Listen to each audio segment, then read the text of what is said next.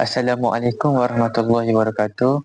Nama saya ialah Muhammad Zul Hakim bin Zainuddin dan nombor matrik saya ialah C24A2193. Dan saya akan memberikan sedikit refleksi berkaitan dengan keseluruhan bagi kursus untuk kepimpinan dan motivasi ini. Baik, saya akan memulakannya dengan pengenalan bagi refleksi ini. Okey.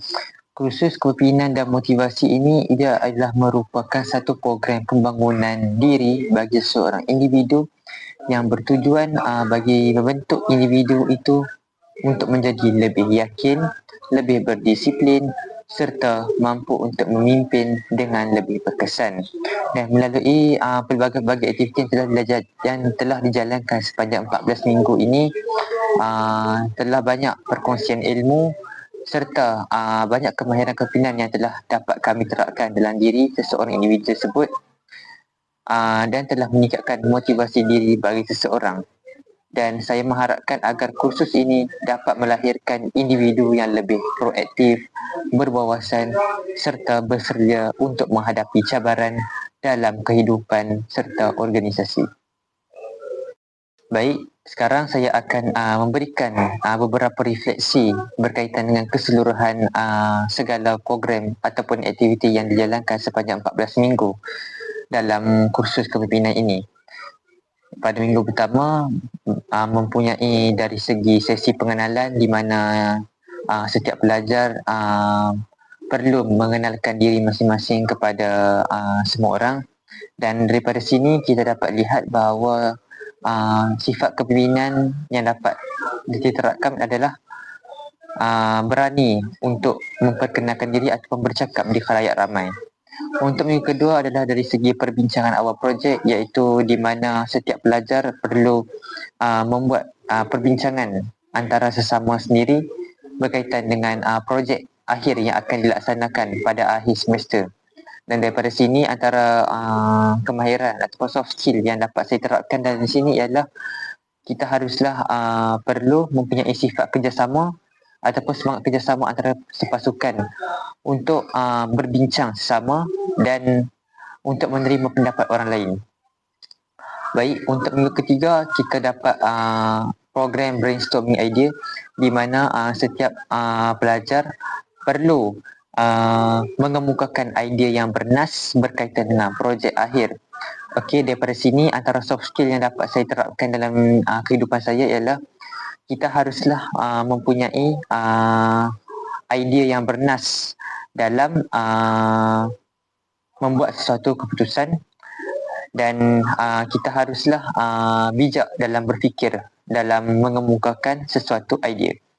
Untuk minggu keempat terdapat aktiviti pembentangan idea di mana setiap ahli pasukan perlu membentangkan idea berkaitan dengan projek akhir, dan daripada sini antara soft skill yang dapat saya terapkan dalam diri saya ialah sifat berani dalam diri individu seseorang, di mana kita haruslah berani untuk bersuara, terutamanya apabila kita sudah dewasa, agar kita dapat lebih maju pada masa akan datang. Dan untuk pelantikan AJK pada minggu kelima, iaitu semua pelajar perlu mempunyai pelantikan AJK masing-masing untuk menjayakan program akhir ini. Dan daripada sini saya dapat antara soft skill yang saya dapat ialah kita dapat memberikan khidmat kepada suatu organisasi agar untuk kita terus bekerja ataupun memberi kerjasama yang sebaiknya untuk menjayakan program ini. Dan untuk briefing projek, iaitu di mana setiap pelajar perlu mendengar perbincangan antara pelajar dengan pengarah berkaitan dengan projek akhir. Dan di sini antara soft skill yang saya dapat ialah kita haruslah mempunyai pemikiran yang terbuka agar kita dapat menerima pendapat orang lain serta kita dapat mengemukakan pendapat kita sendiri untuk dibincangkan di khalayak ramai. Dan untuk minggu-minggu seterusnya, antara soft skill, keseluruhan soft skill yang saya dapat berkaitan dengan sepanjang 14 minggu ini ialah antaranya adalah sifat keberanian untuk bersuara, mempunyai semangat kerjasama antara sepasukan dalam melaksanakan satu program, berani untuk ke hadapan dan mempunyai buah fikiran atau idea yang bernas dan perlulah berfikir terlebih dahulu sebelum mengemukakan sesuatu idea kepada khalayak ramai.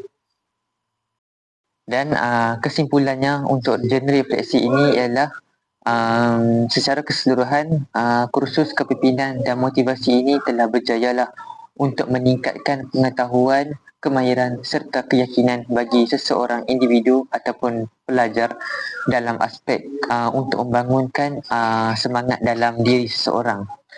Dan kursus ini telah memberi pendedahan yang secukupnya dan berguna untuk membentuk sikap yang positif, semangat dalam bekerja, berpasukan dan mempunyai daya saing yang tinggi, sekaligus dapat melahirkan individu yang lebih berwibawa dan berwawasan, serta bersedia untuk menghadapi cabaran pada masa akan datang.